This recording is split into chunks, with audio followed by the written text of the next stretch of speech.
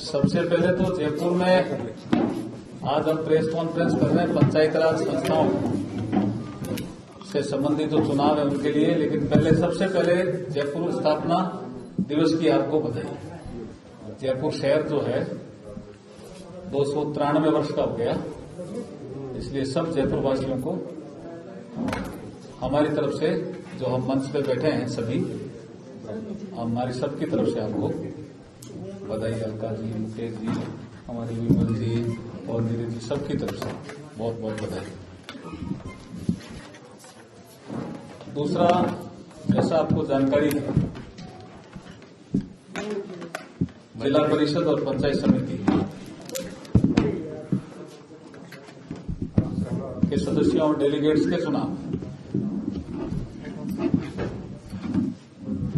ये ग्रामीण विकास के लिए बहुत महत्वपूर्ण चुनाव होते हैं और पंचायती राज संस्थाओं को मजबूत बनाने की दिशा में भी तो संविधान में उल्लेखित है, उसके क्रम में भी ये बहुत महत्वपूर्ण चुनाव होते हैं।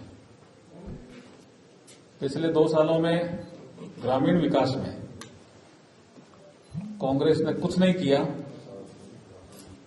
यही एक काला चिट्ठा लेकर के हम आपके बीच में उपस्थित हुए हैं। 1-2 उदाहरण से आपको चीजें समझ में भी आएगी और कुछ डिटेल में अलका जी आपसे मुखातिब होगी। देखिए, मैं समझाने की कोशिश कर रहा हूं। प्रधानमंत्री आवास योजना, ये प्रधानमंत्री जी की ही नहीं, इस देश में जो बेघर है उनको 2022 तक घर उपलब्ध कराने की एक महत्वपूर्ण योजना। कांग्रेस को लगा कि इस योजना से गांव में भी भारतीय जनता पार्टी बहुत लोकप्रिय हो रही है और मोदी जी लोकप्रिय हो रहे हैं, तो इसको कैसे तोड़ा मरोड़ा जाए। तो उन्होंने क्या किया, पहले तो सिलेक्शन प्रोसेस में कमेटी थी। जब भारतीय जनता पार्टी प्रदेश में शासन में थी तब एक कमेटी थी, उस कमेटी के माध्यम से जो सामाजिक आर्थिक सर्वेक्षण था उस सूची के अनुसार नाम सेलेक्ट होकर के जिला परिषदों से जाते थे।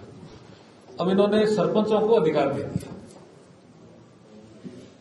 तो कमेटी के बजाय सरपंचों को अधिकार देना, और सरपंच ने देखा भी राज किसका है, उसके अनुरूप उन्होंने उसको तोड़ना मरोड़ना शुरू किया सूची को।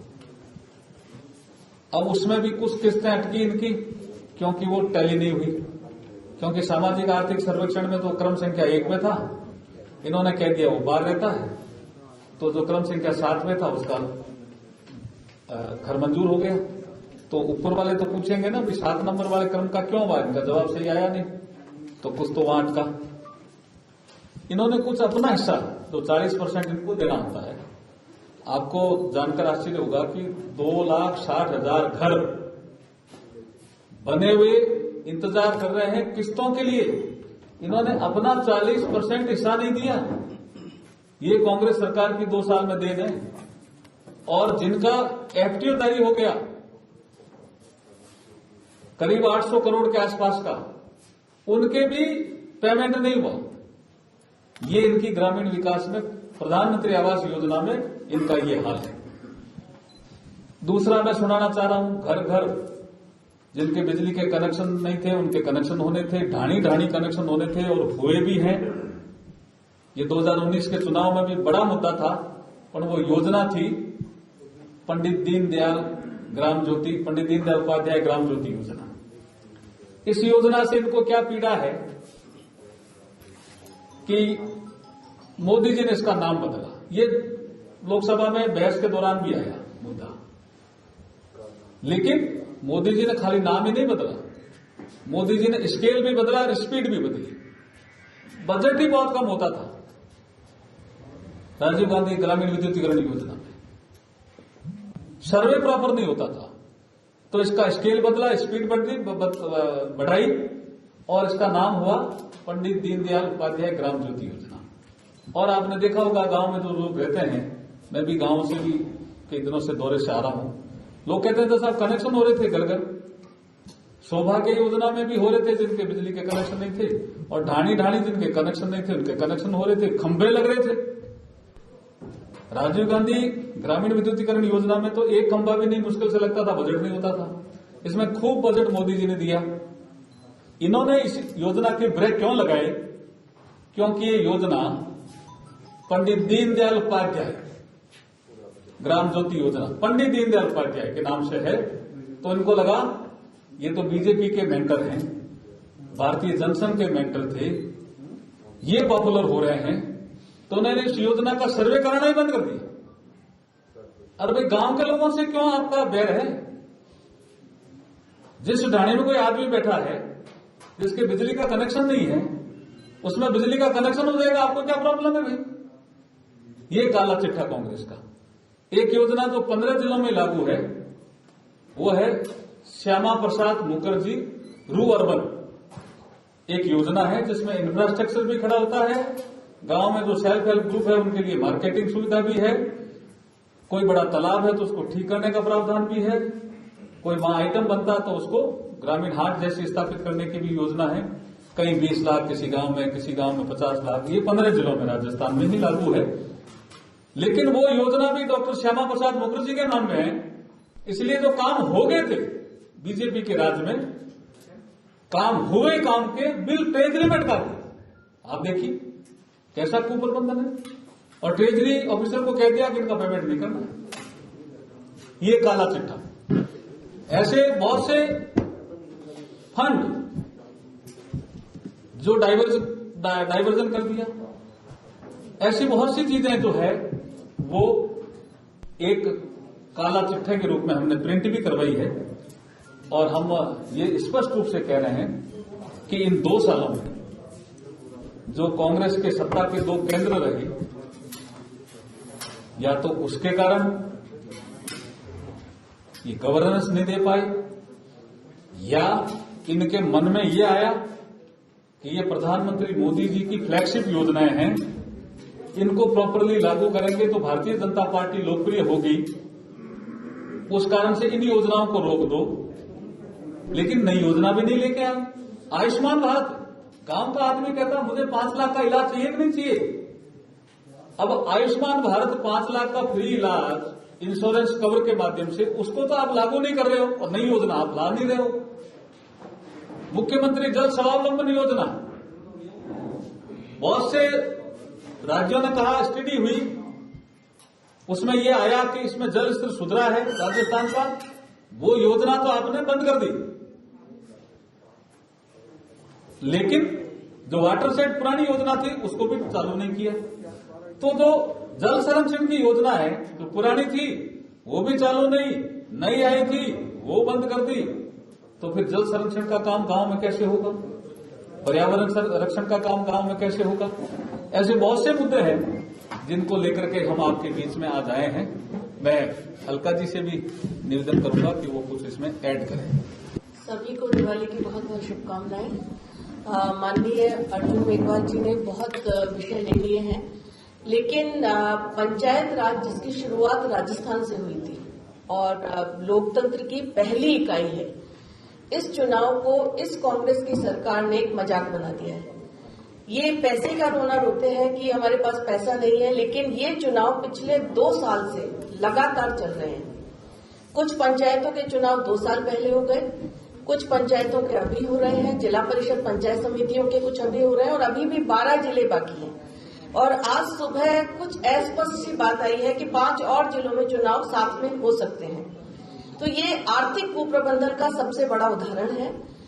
और जैसा कि माननीय मेघवाल जी कह रहे थे कि इनका आपस का झगड़ा इस चरम पर है कि राजस्थान की जनता त्राहिमाम कर रही है। योजनाएं तो ये बंद कर ही चुके हैं, लेकिन वित्त आयोग का जो पैसा है करीब 250 करोड़ रुपए, प्रथम किश्त और द्वितीय किश्त ये अभी तक रिलीज नहीं कर पाए हैं।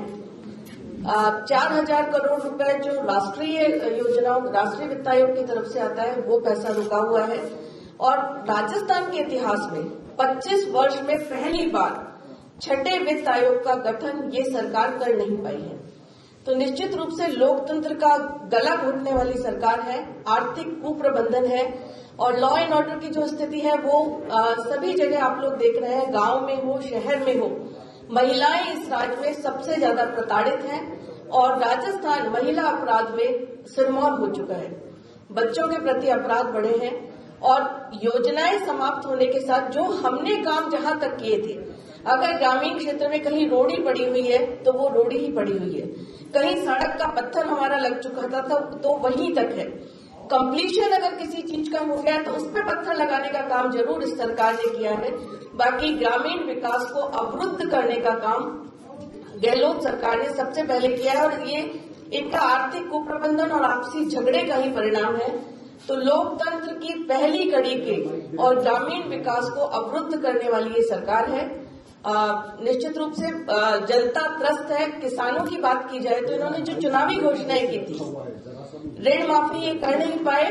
इन्होंने जो शेड्यूल बैंक और व्यावसायिक बैंक थे उनके लिए भी अपने बजट में घोषणा की थी कि हम 20 लाख किसानों का 2 लाख रुपए तक का ऋण माफी करेंगे। उसकी भी सिर्फ मंत्रिमंडलीय कमेटी बनी है। तो ये सरकार किसी भी पक्ष को राहत नहीं दे पाई है और सिर्फ होटलों में ये मस्त रहने वाली सरकार है। और आर्थिक कुप्रबंधन इस कदर है कि ना तो ये विकास कर पा रही है और ना ही ये जनता के लिए जो इन्होंने जन घोषणाओं में वादे किए थे उनको पूर्ण कर पा रही है। और आज आम जन पूरी तौर से भारतीय जनता पार्टी के साथ है और हम कॉन्फिडेंट हैं कि हम ये पंचायत चुनाव पूरे बहुमत से जीतने वाले हैं। हाँ, आप मुझे ये बताएं कि केंद्र सरकार ने ग्रामीण विकास के लिए बिना नाम बदले हुए कौन सी योजना को बड़ा ही धरातल ये प्रधानमंत्री आवास योजना प्रधानमंत्री के नाम से है, सबसे बड़ी योजना है। तो इंदिरा गांधी आवास योजना पहले से चल रही थी। नहीं, वो इंदिरा आवास में क्या था, एक ग्राम पंचायत में 1 या 2 टारगेट। प्रधानमंत्री आवास मोदी जी ने अपने नाम से नहीं रखा, प्रधानमंत्री आवास है, प्रधानमंत्री आवास है। मैंने एक मिनट, नरेगा नहीं, प्रधानमंत्री है ना, तो प्रधानमंत्री से कोई हो सकता है। सवाल मेरा ये है कि अच्छा, एक मिनट, आप भी गांव में रहते हो ना, एक मिनट, नाम नहीं इंदिरा आवास मैं बता देता हूँ। एक मिनट, इंदिरा आवास, अरुण, एक मिनट, इंदिरा आवास मैं बता देता हूँ। मैं तो खुद उनको डील किया ना। एक गांव में 1 या 2 टारगेट, ठीक है, ज्यादा 3 टारगेट, 3 किस्तों में पैसा, 4 साल पैसा नहीं मिलता। मोदी जी ने क्या किया, प्रधानमंत्री आवास किया, अपने नाम से नहीं। उसका टारगेट एक गांव में 100, 150 राशि पहले इंदिरा आवास में मिलती थी 50,000 के आसपास, इसमें राशि मिलने लगी 1.5 लाख और एक साल में 100 मकान बन जाते थे कंप्लीट। और जियो टैगिंग कर दी। ये नहीं कहा कि वीडियो सर्टिफिकेट भेजेगा तो आपका पैसा आएगा, बोला वीडियो की भी जरूरत नहीं है, जो इस मकान में रह रहा है वो खुद फोटो खींचे और फोटो भेज दे हमें। तो जियो टैगिंग से वहां नरेंद्र सिंह तोमर साहब के यहाँ एक कंप्यूटर सिस्टम लगा हुआ है सर्वर के माध्यम से, जैसे ही वो फोटो खींचता, अच्छा खेमाराम बेरा सर के इनका मकान बन गया, वहां की किस्त जारी हो जाती थी। ये टेक्नोलॉजिकल चेंज मोदी जी ने किया, इस कारण से सीधा पैसा ग्रामीणों को मिला। आपका ये उज्ज्वला खुद की योजना ही है, उजाला खुद की योजना ही है। चलिए साहब, और ऐसा है कि राजस्थान में दलितों के मसीहा कैबिनेट मंत्री बाबूलाल मेघवाल का निधन हो गया, तो वो आए हुए थे राजस्थान प्रणाली कांग्रेस के, वो भी नहीं गए वहां पे और न मुख्यमंत्री गए। तो इसको आप किस नजरिए से देखते हैं, वोटों के लिए तो ये लोग कांग्रेस के नेता जाते हैं इन दलितों के मसीहा? देखिए, ये मैं आपको बता दूं कि दलित समाज भी अब अंगड़ाई ले रहा है और समझ रहा है। अनुसूचित जाति, अनुसूचित जनजाति वर्ग ये मान रहा है कि कांग्रेस ने हमारे वोटों को तो बहुत लिया, लेकिन हमारे हितों की वो सुरक्षा या रक्षा नहीं की जो करनी चाहिए।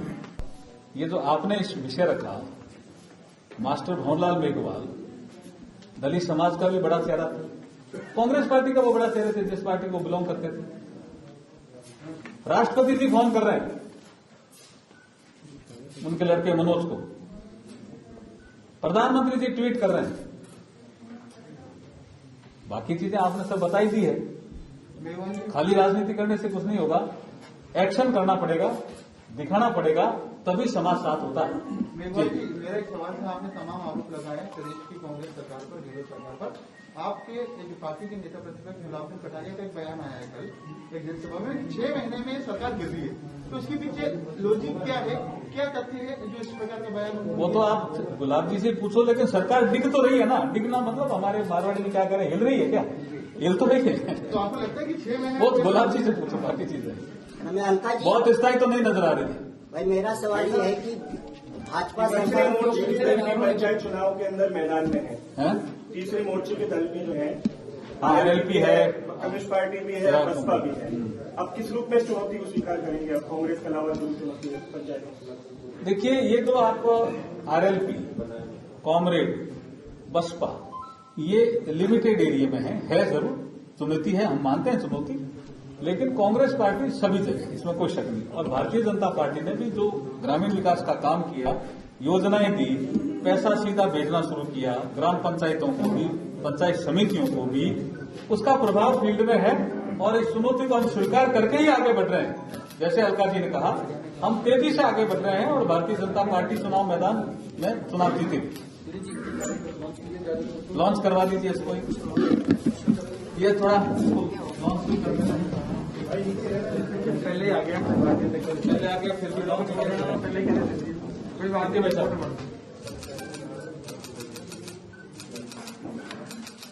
रखना थोड़ा सर, एक मिनट।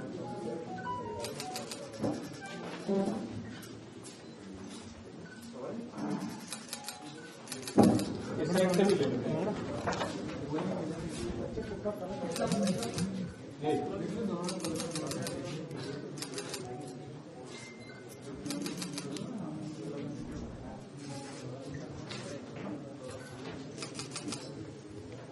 धन्यवाद भाई साहब।